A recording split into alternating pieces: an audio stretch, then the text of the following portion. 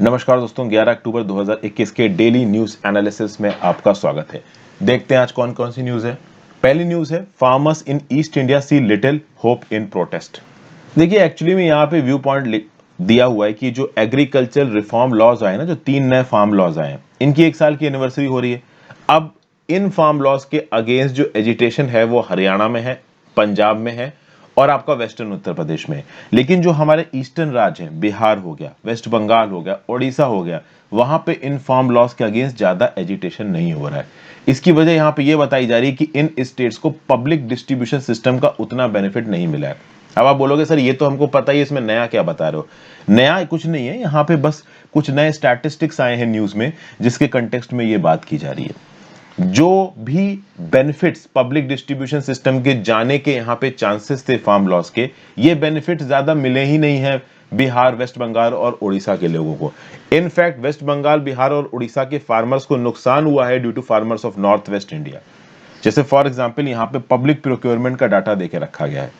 अगर यहाँ पे देखा जाए तो जो व्हीट और पैडी का प्रोक्योरमेंट हुआ है from Bihar and West Bengal, it is just 2% of the national level each. मतलब कि ओवरऑल पूरे देश में अगर 100 किलो राइस का प्रोक्योरमेंट हुआ है तो बिहार से केवल 2 किलो खरीदा गया, वेस्ट बंगाल से केवल 2 किलो खरीदा गया। वहीं पे अगर ये नंबर आप जाते हो पंजाब में देखने के लिए, तो पंजाब में 27% प्रोक्योरमेंट हुआ है, हरियाणा में 11% प्रोक्योरमेंट हुआ है। समझ गए। अब प्रोक्योरमेंट करने के बाद सरकार क्या करती है, तो सरकार जब इस व्हीट को और पैडी को किसानों से खरीद लेती है तो फिर पब्लिक डिस्ट्रीब्यूशन सिस्टम के अंदर, देखिए एमएसपी के अंदर खरीदती है, ठीक है, एमएसपी के अंदर ये प्रोक्योरमेंट होता है और पब्लिक डिस्ट्रीब्यूशन सिस्टम के अंदर ये ग्रेन्स बांटे जाते हैं।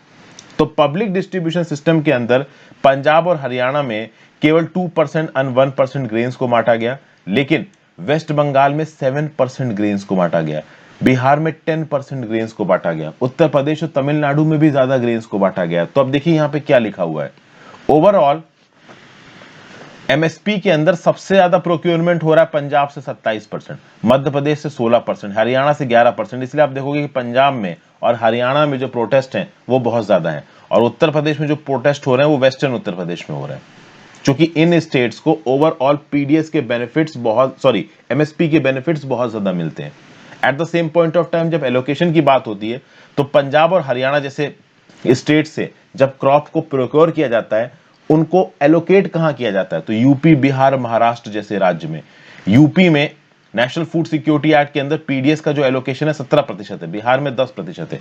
इसीलिए यहां पे इस पर्टिकुलर इकोनॉमिक स्टैटिस्टिक के थ्रू बताया जा रहा है कि ओवरऑल ओडिशा, वेस्ट बंगाल और बिहार जैसे स्टेट्स में इन फॉर्म लॉस के अगेंस्ट एजिटेशन ज्यादा आग नहीं पकड़ रहा है, लेकिन north west states Punjab Haryana में बहुत ज्यादा पकड़ रहा है, वेस्टर्न उत्तर प्रदेश में बहुत ज्यादा पकड़ रहा है, क्योंकि वहां के फार्मर्स का इमीडिएट नुकसान हो जाएगा इस प्रकार के नियम कानून से, ऐसा यहां बताया जा रहा है। जीएस पेपर 2 एग्रीकल्चर प्रोड्यूस में न्यूज थोड़ी कंटेक्चुअल थी। ज्वाइन बटन दबा के हेल्प करें दोस्तों, आपके ज्वाइन बटन दबाने से स्पेसिफिकली बहुत हेल्प मिलती है। सारी की सारी वीडियोस यहाँ पे फ्री ऑफ कॉस्ट अवेलेबल है। कुछ वीडियोस मैं अपने चैनल मेंबर्स के लिए पेड बेसिस पे भी लाऊंगा, जो कि एमसीक्यू की वीडियोस होंगी। इंस्टाग्राम पे फॉलो कर लीजिए, टेलीग्राम ग्रुप ज्वाइन कर लीजिए, दोनों का लिंक नीचे डिस्क्रिप्शन बॉक्स में दे रखा है। लाइक और कमेंट करके वीडियो के एंगेजमेंट को बढ़ाएं। एंगेजमेंट बढ़ाने से यूट्यूब मेरी वीडियोस को ज्यादा रिकमेंड करता है। नेक्स्ट बात करते हैं हॉल फ्रेट ट्रेन त्रिशूल एंड गरुड़। देखिए, इंडियन रेलवेज ने सक्सेसफुली ऑपरेट की हैं 2 लॉन्ग हॉल फ्रेट ट्रेन त्रिशूल और गरुड़। अभी बताता हूं लॉन्ग हॉल फ्रेट ट्रेन क्या होती है। तो ये जो साउथ सेंट्रल रेलवे जोन है, हमारे देश में 18 रेलवे जोन हैं, उसमें एक रेलवे जोन है साउथ सेंट्रल रेलवे। इस साउथ सेंट्रल रेलवे में त्रिशूल और गरुड़ा नाम की जो लॉन्ग हॉल फ्रेट ट्रेन इनको सक्सेसफुली ऑपरेट किया गया। लॉन्ग हॉल ट्रेन का मतलब they are twice for multiple times longer than the normal composition of freight train. Freight train मतलब मालगाड़ी की बात हो रही है यहाँ पे, नॉर्मल पैसेंजर ट्रेन की बात नहीं हो रही है। अब मालगाड़ी में जो नंबर ऑफ वैगन्स होते हैं ना, उन वैगन्स को अगर आप ज्यादा बढ़ा दो तो वो लॉन्ग हॉल हो जाती है। इसका यहाँ पे मैं आपको डेफिनेशन बताता हूँ। नॉर्मल जो मालगाड़ी होती है, एक स्टैंडर्ड गुड्स ट्रेन में 59 वैगन्स होते हैं। वैगन्स पता है ना, डिब्बे आपस में जुड़े हुए होते हैं ट्रेन के, और ट्रेन चलती जाती है, तो एक डिब्बे को आप एक वैगन बोलते हो। तो नॉर्मल गुड्स ट्रेन में 59 वैगन्स होते हैं। अगर 59 वैगन से ज्यादा वैगन्स हैं तो फिर वो लॉन्ग हॉल ट्रेन हो जाएगी। तो यहाँ पे ये जो त्रिशूल नाम की लॉन्ग हॉल फ्रेट ट्रेन है साउथ सेंट्रल रेलवे की, इसमें 177 वैगन्स है। ये जो ट्रेन है ये स्टार्ट हुई 7 अक्टूबर 2021 को from Kondapalli station of Vijayawada division, और जहां कहां रही थी, Khurda division of east coast railway. तो आप कह सकते हो कि ये एक अचीवमेंट टाइप का है। ओवरऑल अगर लॉन्ग हॉल ट्रेन चलाई जाएंगी उससे होगा क्या, तो भाई कंजेस्टेड रूट्स कम कंजेस्ट होंगे, ट्रांजिट टाइम तेज हो जाएगा, क्रिटिकल सेक्शंस में सप्लाई हम जल्दी पहुंचा सकते हैं, बहुत से ऑपरेशनल बेनिफिट्स हैं लॉन्ग हॉल ट्रेन के। समझिए बात को, क्या होता है कि जब ट्रेन लंबी होती है ना, तो वो लंबी ट्रेन एक बार में बहुत ज्यादा सामान एक जगह से दूसरी जगह ट्रांसपोर्ट कर सकती है, बहुत सारे वैगन्स एक जगह से दूसरी जगह ट्रांसपोर्ट कर सकती है। तो किसी एक पर्टिकुलर प्लेस पे वैगन्स की अवेलेबिलिटी बढ़ जाएगी, सामान की अवेलेबिलिटी बढ़ जाएगी। फिर अगर छोटी छोटी बहुत सारी ट्रेनें बार बार अगर रेलवे पटरी से गुजरेंगी तो ट्रैफिक जाम टाइप की सिचुएशन आ सकती है यहाँ पे। बट अगर एक ही बड़ी ट्रेन एक बार गुजर गई तो ज्यादा सामान एक ही बार में गुजर गया, ज्यादा फ्रेट एक ही बार में गुजर गया। फिर लोडिंग और अनलोडिंग भी जल्दी होगी, हालांकि लोडिंग अनलोडिंग आपके particular point of destination infrastructure पे भी डिपेंड करता है। फ्रेट ट्रेन की बात की जाए तो नॉर्मल का फ्रेट ट्रेन दुनिया भर में 140 फीट से 10,000 फीट की होती है या फिर 1.9 माइल्स की। लेकिन अगर आप देखो तो पूरी दुनिया में ये भी एग्जांपल्स दिख जाते हैं कि 3.4 माइल्स लंबी भी फ्रेट ट्रेन हो जाती हैं, 295 वैगन जिसमें होते हैं, यहाँ तो 177 मैक्सिमम वैगन नजर आ रहे हैं। साउथ सेंट्रल रेलवे, जैसा कि मैंने आपको बताया, भारतीय रेलवेज के जो 18 जोन है उसमें से एक जोन है साउथ सेंट्रल रेलवे और उसके जुरिडिक्शन में आता है तेलंगाना, महाराष्ट्र, कर्नाटका, आंध्र प्रदेश और Madhya Pradesh. GS paper 3 infrastructure में न्यूज काम आएगी। Next news, centre imposes stock limits on edible oils. देखिए एडिबल ऑयल्स मतलब कि जो तेल में आप खाना वगैरह बनाते हो, खाने लायक जो ऑयल होता है, कड़ुआ तेल हो गया, आपका पाम ऑयल हो गया, कोकोनट ऑयल हो गया, ये सब एडिबल ऑयल्स की कैटेगरी में आ जाएंगे। अब क्या है ना कि एडिबल ऑयल्स के जो दाम है ना इंडिया में एवर इंक्रीजिंग है, बढ़ते ही जा रहे हैं। तो इसके कंटेक्स्ट में department of food and public distribution ने एक डिसीजन लिया है और इस डिसीजन के चलते स्टॉक लिमिट्स इंपोज की जाएंगी एडिबल ऑयल्स पे और ऑयल सीड्स पे up to a period of 31 March 2022। इसके लिए यहाँ पे एक ऑर्डर इशू किया गया है जिसका नाम है the removal of licensing requirements, stock limits and movement restrictions on specified food steps amendment order 2021। इस ऑर्डर को विद इमीडिएट इफेक्ट यहाँ पे इंप्लीमेंट किया जा रहा है। अब देखिए ये सेंटर का डिसीजन क्यों किया जा रहा है, ताकि डोमेस्टिक मार्केट में एडिबल ऑयल्स के दाम एक लिमिट से ज्यादा ना बढ़े। इससे पहले इंपोर्ट ड्यूटीज को थोड़ा कम किया गया है। ओवरऑल अलग अलग जो भी स्टेक होल्डर्स हैं वो केंद्र द्वारा चालू किए गए वेब पोर्टल पे उनके पास कितना स्टॉक है इस बात को डिक्लेयर करेंगे और इस नए नियम कानून के through removal of licensing requirement, stock limits and movement restrictions on specified food steps amendment order 2021 के थ्रू जो राज्य की सरकारें हैं ना उनको केंद्र की सरकार ज्यादा ताकत दे रही है। राज्य की सरकारों को, यूनियन टेरिटरीज की एडमिनिस्ट्रेशन को केंद्र की सरकार ने बोला है कि आप अपने हिसाब से अवेलेबल स्टॉक और कंजम्पशन पैटर्न के हिसाब से डिसाइड कर सकते हैं कि आपके यहाँ पे जो प्रोड्यूसर्स हैं, जो ट्रेडर्स हैं, वो कितना स्टॉक रख सकते हैं, कितना नहीं रख सकते हैं। तो अब स्टॉक कितना, देखिए स्टॉक का मतलब क्या होता है, मतलब ये मान लीजिए मैं ऑयल सीड्स का थोक विक्रेता हूं, तो मैंने क्या किया कि एकदम से 2-3 टन ऑयल सीड्स अपने पास अपने गोडाउन में रख रखी है और अपनी मर्जी के हिसाब से मैं उसको मार्केट में उतार रहा हूं। तो मैं कितने अमाउंट ऑफ ऑयल सीड्स और ऑयल एडिबल ऑयल को अपने पास स्टॉक में रख सकता हूं, ये जो मैक्सिमम लिमिट होती है उसको बोलती है स्टॉकिंग की लिमिट, और ये स्टॉकिंग की लिमिट सरकार बताती है। तो कल की डेट में मान लो कि राज्य की सरकार ने एक आदेश जारी किया कि भाई कोई भी पर्टिकुलर ट्रेडर 500 किलो से ज्यादा स्टॉक ऑफ एडिबल ऑयल अपने पास नहीं रख सकता, और अगर मेरे पास 2 टन है तो मुझे जो एक्स्ट्रा ऑयल है उसको तुरंत मार्केट में उतारना पड़ेगा, अदरवाइज स्टेट की गवर्नमेंट मेरा लाइसेंस वगैरह सीज कर सकती है। तो स्टॉक और कंजम्पशन पैटर्न को राज्य की सरकारें और यूनियन टेरिटरी की सरकारें ग्राउंड लेवल पर टैकल करेंगी और ओवरऑल कौन कितना स्टॉक रख सकता है ये अपनी अपनी रिक्वायरमेंट्स के हिसाब से स्टेट्स और यूनियन टेरिटरीज डिसाइड करेंगे। ऐसा यहाँ पे department of food and public distribution ने बोला है। अच्छा स्टेप है, डिसेंट्रलाइजेशन वाला स्टेप है। ऑब्वियस सी बात है, केंद्र की सरकार की बजाय राज्य की सरकार अगर ये काम करे तो ज्यादा बेहतर होगा। जीएस पेपर 2 गवर्नमेंट पॉलिसीज में न्यूज काम आएगी।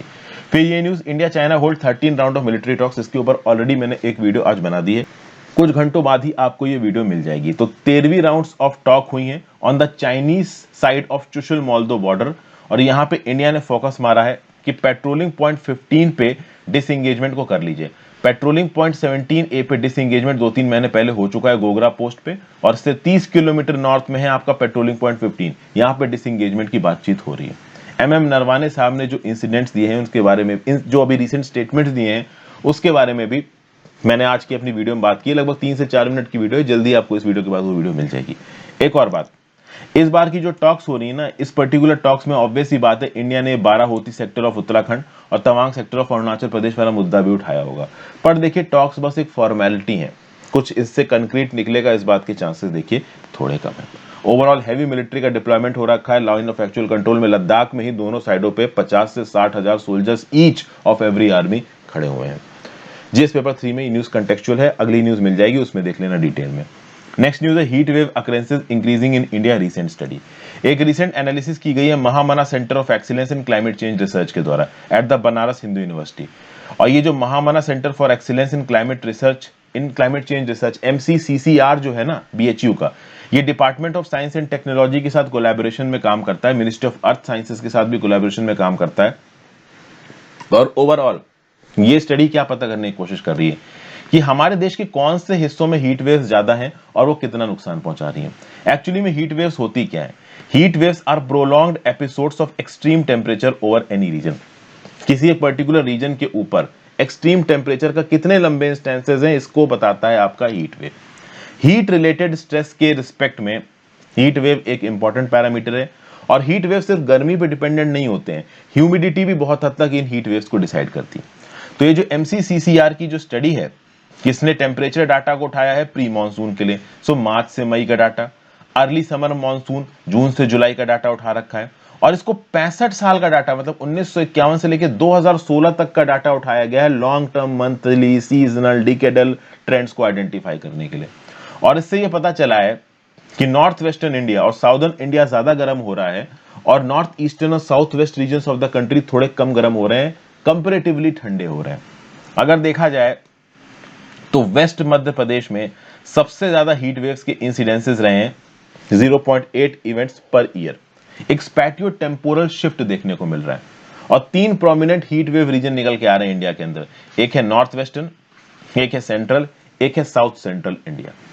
हीट वेव्स की बात की जाए तो they are traditionally associated with UP, Bihar, Delhi and northern parts of Madhya Pradesh. Overall यहाँ पे 0.25 स्क्वायर किलोमीटर के ग्रिड के ऊपर डेली टेम्परेचर्स को एनालाइज किया गया पिछले 7 डिकेड्स के लिए और उसके बेसिस पे हीट वेव्स के पैटर्न को आइडेंटिफाई किया गया। साउदर्न मध्य प्रदेश, आंध्र प्रदेश, कर्नाटका, तमिलनाडु, जहां पे ट्रेडिशनली हीट वेव्स नहीं देखने को मिलती हैं, वहां पे भी हीट वेव्स देखी गई हैं। और हीट वेव्स के होने की एक खास वजह यहां पे ये बताई जा रही है कि जो नाइट टाइम टेम्परेचर्स हैं वो यहां पे बढ़ गए हैं और ओवरऑल ह्यूमिडिटी लेवल्स बढ़ रही है। तो नाइट टाइम टेम्परेचर्स के बढ़ने की वजह से और ह्यूमिडिटी बढ़ने की वजह से ये दो फैक्टर्स हीट वेव्स की इंक्रीजिंग इंसिडेंसेस के लिए बहुत हद तक रिस्पॉन्सिबल बताए जा रहे हैं। ठीक है, अगर बात की जाए तो The analysis has further found a jump in heat-related deaths from 5,303 deaths reported during 1978 to 1999। तो 1978 से लेकर 1999 के टाइम पीरियड में 5,330 डेथ्स हुई हैं और अकेले को 2003 में 3,054 डेथ्स हुई थी और 2015 में 2,248 हीट रिलेटेड डेथ्स हुई हैं। तो सोचिए, एक तरफ डाटा है जहाँ पे 21-22 साल में 5,000 डेथ्स नजर आ रही हैं और अब एक साल में 2,000-3,000 डेथ्स हो रही हैं। तो ओवरऑल हीट वेव थोड़े डेंजरस प्रोपोर्शंस में हमारे सामने आ रहा है। जीएस पेपर 1 में न्यूज आपको काम आएगी। फिर भाई इंडिया के अंदर 2 ट्यूबरकुलोसिस की वैक्सीन के ऊपर एक ट्रायल सा चल रहा है। ओके, नई ट्यूबरकुलोसिस वैक्सीन को इंडिया पाने की कोशिश कर रहा है। इंडिया का टारगेट है कि हम ट्यूबरकुलोसिस को एलिमिनेट कर देंगे 2025 तक और इसलिए Indian council of medical research ने यहाँ पे 12,000 पार्टिसिपेंट्स को इकट्ठा किया है ताकि 2 पोटेंशियल वैक्सीन की फेज 3 स्टडी को कंडक्ट किया जा सके।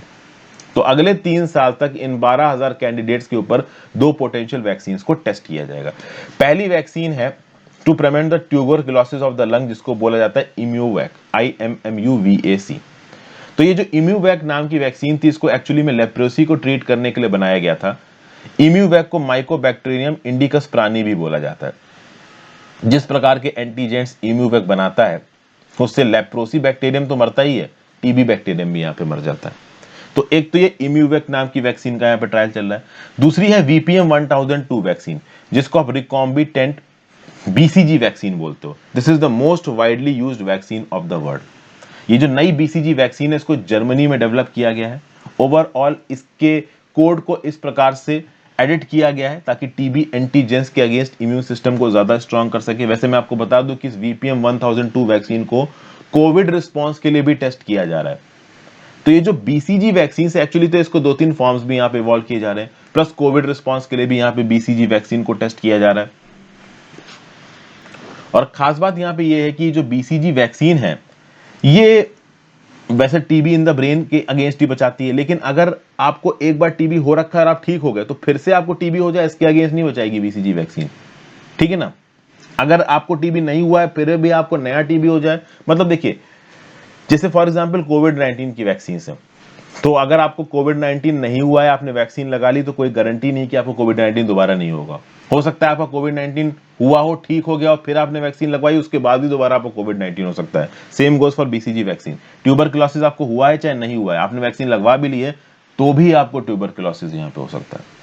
तो बस ये 2 वैक्सीन के नाम याद रखिए, एक तो वीपीएम 1002, एक इम्यूवैक। इन दोनों वैक्सीन का टीबी के कंटेक्स्ट में ट्रायल चल रहा है इंडिया के अंदर।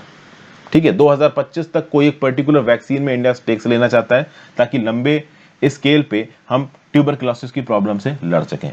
2020 में इंडिया में ट्यूबरकुलोसिस के 25% कम केसेस देखने को मिले बिकॉज ऑफ लॉकडाउन और लोग ज्यादा हेल्थ केयर फैसिलिटीज में जा नहीं रहे। और ये जो आखिरी न्यूज है, ईरान मेक्स 20% एनरिच्ड यूरेनियम, इसको मैंने एक्चुअली में कल के ही न्यूज़पेपर डिस्कशन में डिस्कस कर लिया है, तो अलग से यहाँ पे फिर से वही चीज डिस्कस करने की जरूरत नहीं है, ऑलरेडी कल ये कवर हो चुका है। So thank you for watching friends, ज्यादा से ज्यादा लोगों के साथ इस वीडियो को शेयर करें। आप अपनी व्यू पॉइंट नीचे कमेंट बॉक्स में देखिए, इस पर्टिकुलर वीडियो के एंगेजमेंट को बढ़ाएं, लाइक किए बिना मत जाइएगा। इंस्टाग्राम और टेलीग्राम ग्रुप ज्वाइन कर लीजिए, नीचे डिस्क्रिप्शन बॉक्स में लिंक दे रखा है।